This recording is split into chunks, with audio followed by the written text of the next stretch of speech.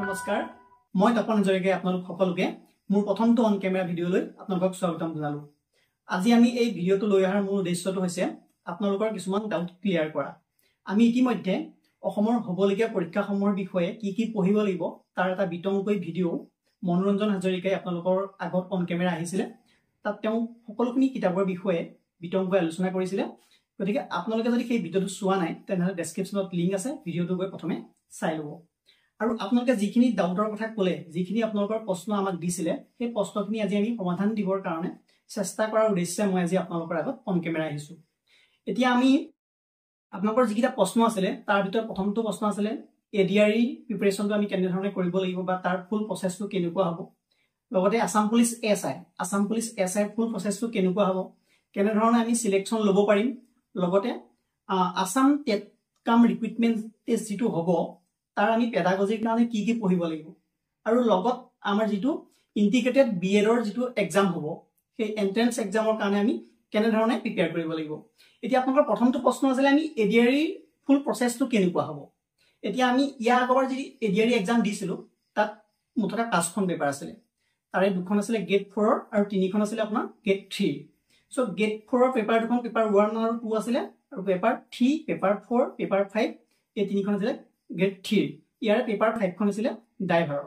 যদি আমি ইয়াৰ আগৰবাৰৰ আমি মাৰ্কখিনি বা কাট অফ মাৰ্কটো যদি আমি অকণমান এনালাইচিছ কৰোঁ তেতিয়া আমি অকণমান গম পাম যে আমি ইয়াৰ আগৰবাৰ যিটো গেট 3ৰ পেপাৰ 3খন আছিলে তাত আপোনাৰ HSৰ কাট অফ মাৰ্ক প্ৰায় 82, মানে কাট অফ আছিলে 123। যদি আমি 100ৰ ভিতৰত চাওঁ তেনেহ'লে 82 পালে তেওঁ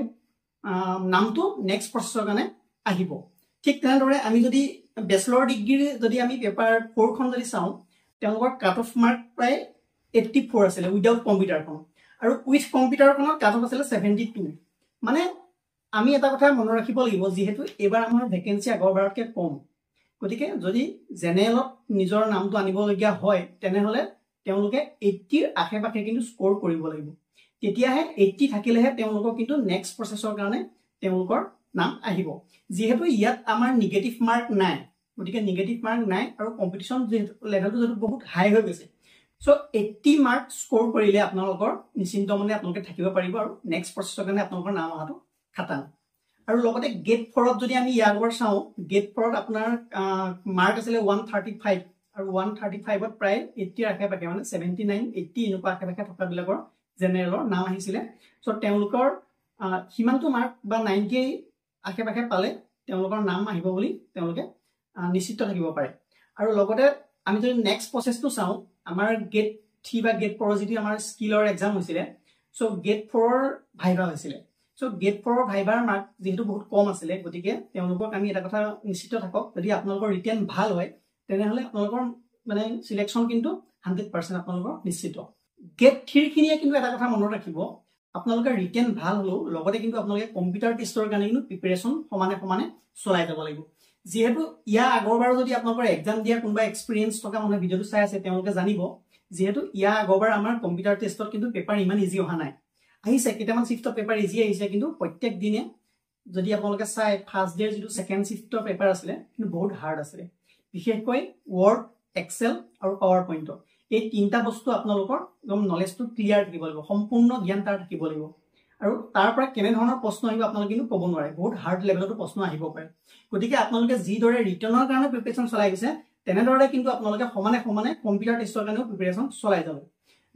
যদিও বা ইয়াৰ আগৰ বা আপোনালোকে বেচেলাৰ ডিগ্ৰীত এটা কম্পিউটাৰ আছিলে এটা কম্পিউটাৰ নাছিলে, কিন্তু সকলোৱে কিন্তু কম্পিউটাৰ পৰীক্ষাটো দিবলগীয়া হৈছিলে। গতিকে আপোনালোকে সেইটো কথা নাভাবিব যে কম্পিউটাৰ বুলি ইয়াত মেনশ্যন নাই, কম্পিউটাৰ টেষ্ট দিব নালাগে, কিন্তু আপোনালোকে মনত ৰাখক প্ৰত্যেকটো ক্ষেত্ৰতে কিন্তু আপোনালোকে কম্পিউটাৰ টেষ্টৰ সন্মুখীন হ'বই।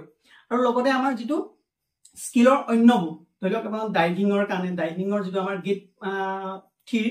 যিখন আমাৰ পেপাৰ 5 আছিলে তাতো কিন্তু আপোনালোকৰ ড্ৰাইভিং টেষ্টটো ইমান ইজি নাছিলে বা তেনেধৰণৰ পালমৰা তেনেধৰণৰ নাছিলে, তাতো কিন্তু হাৰ্ড হৈছিলে। গতিকে সম্পূৰ্ণ জ্ঞানটো চবৰে থাকিব লাগিব, বা শ্বৰ্ট হেণ্ডৰে হওক বা আপোনালোকে ড্ৰাইভিঙৰে হওক বা অন্যান্য যিখিনি আমাৰ লেবৰেটৰী এছিষ্টেণ্ট আছিলে তেনেধৰণৰ এক্সামবিলাকত কিন্তু স্কিলটো ইমান ইজি নহয়। গতিকে তাৰ কাৰণেও আপোনালোকে সমানে মানে প্ৰিপেৰেশ্যনটো চলাই যাব লাগিব, তেতিয়াহে আপোনালোকৰ চিলেকশ্যনটো আপোনালোকে 100% নিশ্চিত বুলি ক'ব পাৰিব।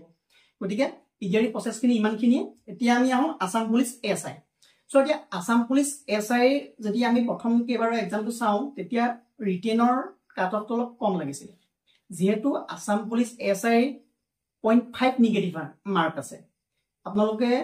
ভাৰতৰ অসমত বাদ দিয়ক ভাৰততে এনেকুৱা ধৰণৰ এক্সাম আপোনালোকে নেদেখে 0.5 নিগেটিভ থকা যদি তেনে ধৰণৰ এক্সাম আছে মই কিন্তু দেখা নাই আপোনালোকে যদি দেখিছে তেনেহলে কমেন্ট সেকশনত জনাব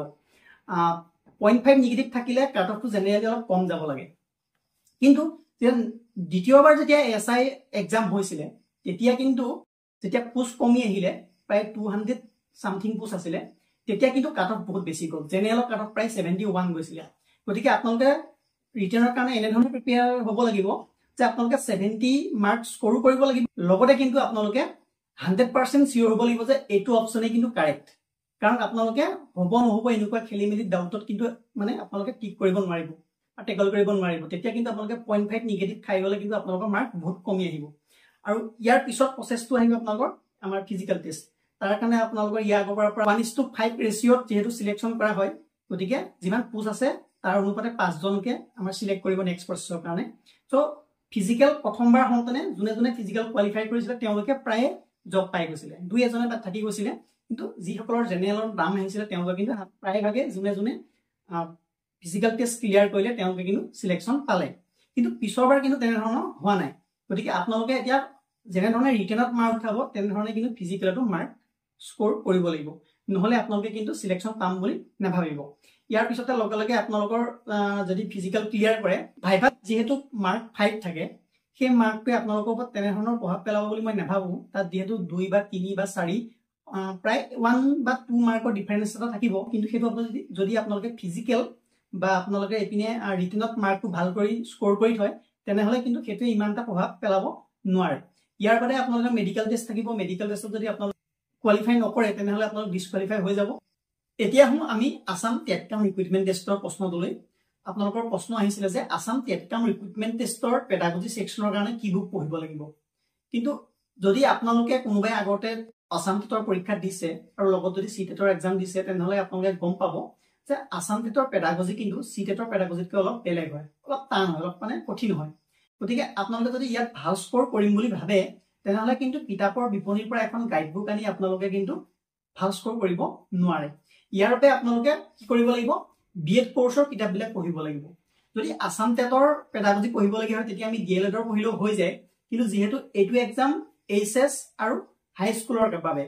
আৰু ইয়াৰ যেহেতু কোৱালিফিকেশন বিএড গতিকে আপোনালোকে ইয়াৰ পেডাগজি ভাল স্কোৰ কৰিবলৈ হলে আপোনালোকে বিএডৰ পেডাগজি বুকখিনি কিন্তু পঢ়িব লাগিব ইয়াৰ কাৰণে কেইখনমান বুক মই আপোনালোকক ৰিকমেন্ড কৰি দিওঁ আপোনালোকে গুৱাহাটী ইউনিভাৰ্চিটি টিচিং এপ্ৰচেছখন পঢ়িব পাৰে ডেভেলপমেন্টাল সাইকোলজি বুকখন পঢ়িব পাৰে লগতে আপোনালোকে ফাউন্ডেশন অফ এডুকেশন বুকখন পঢ়িব পাৰে লগতে সেকেন্ড ইয়াৰৰ ফাউন্ডেশন অফ কাৰিকুলাম ডেভেলপমেন্ট বুকখন চাব পাৰে আৰু ইয়াৰ লগতে আপোনালোকে মেথডৰ পেপাৰ এখন যদি পঢ়ে তেতিয়া হলে আপোনালোকৰ টিচিং মেথডৰ পৰা আহিব পৰা কোৱেশ্চনখিনি আপোনালোকে টেকল কৰিব পাৰিব গতিকে এইখিনি বুক পঢ়িলে মই ভাবো আপোনালোকে পেডাগজি সেকশনত তাৰমানে ভাল মাৰ্ক স্কোৰ কৰিব পাৰিব এতিয়া আমি আমাৰ যি ইন্টিগ্ৰেটেড বিএড এন্ট্ৰেন্স হ'ব তাৰ বাবে আমি কি কি কিতাপ পঢ়িব লাগিব বা তাৰ এক্সামটো কেনে ধৰণৰ হ'ব যদি আমি গুৱাহাটী ইউনিভাৰ্চিটি বা ডিব্ৰুগড় ইউনিভাৰ্চিটি বিএডৰ এন্ট্ৰেন্সটো চাওঁ সেইটো যেহেতু ডিগ্ৰী লেভেলৰ ডিগ্ৰী পাছ কৰা ষ্টুডেন্ট এজনে সেই পৰীক্ষাটো দিব পাৰে কিন্তু আমাৰ এই ইন্টিগ্ৰেটেড বিএডৰ যেটো এক্সাম হ'ব সেইটো কিন্তু এইচএস পাছ কৰা ষ্টুডেন্ট এজনো দিব পাৰে গতিকে ইয়াৰ লেভেলটো কি হ'ব এই এইচএস লেভেলৰ হ'ব গতিকে আপোনালোকে এই এক্সামটো টেকল কৰিবৰ কাৰণে আপোনালোকে ইয়াৰ সমপক্ষ যিবিলাক এক্সাম আছে ধৰি লওক আপোনালোকৰ এসএসসি সিএসএসএল যেটো এক্সাম আছে সেই এক্সাম পেটাৰ্নৰ যদি আপোনালোকে কোৱেশ্চন এনসাৰবোৰ চাই তাৰ লগত প্ৰায় একে হ'ব বুলি আপোনালোকে মানে অনুমান কৰিব পাৰে গতিকে আপোনালোকে এই তেনে ধৰণৰ বস্তুখিনি আপোনালোকে পঢ়িব লাগিব বা সেইটো লেভেলত আপোনালোকৰ প্ৰিপাৰেচনটো হ'ব লাগিব যেহেতু এটো অল ইন্ডিয়া হ'ব গতিকে অসমৰ কোৱেশ্চন তেনে ধৰণৰ আহিব বুলি মই নাভাবো আপোনালোকে ইন্ডিয়ান জিকে খিনিৰ কাৰণে পঢ়িব লাগিব আৰু যদি আপোনালোকে আমাৰ ইউটিউব চেনেল চাই আছে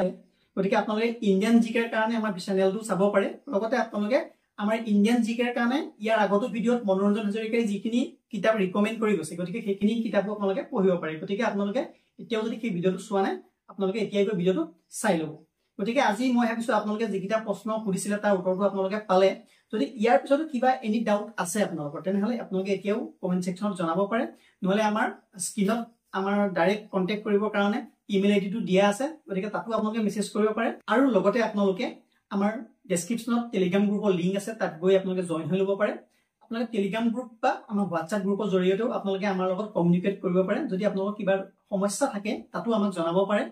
আৰু লগতে আমাৰ সদায় বিয়লি 8 বজাত ৰেগুলাৰ এটা ফ্ৰী মক টেষ্ট হয়, আৰু সেই মক টেষ্ট দি আপোনালোকে আপোনালোকৰ প্ৰস্তুতিক আগুৱাই নিব পাৰে। আৰু যদি আপোনালোকে আমাৰ ভিডিঅ'বিলাক চাই ভাল পায় তেনেহ'লে আমাৰ চেনেলটো ছাবস্ক্ৰাইব কৰিব, লগতে লাইক, কমেণ্ট আৰু শ্বেয়াৰ কৰিবলৈ নাপাহৰিব। ধন্যবাদ।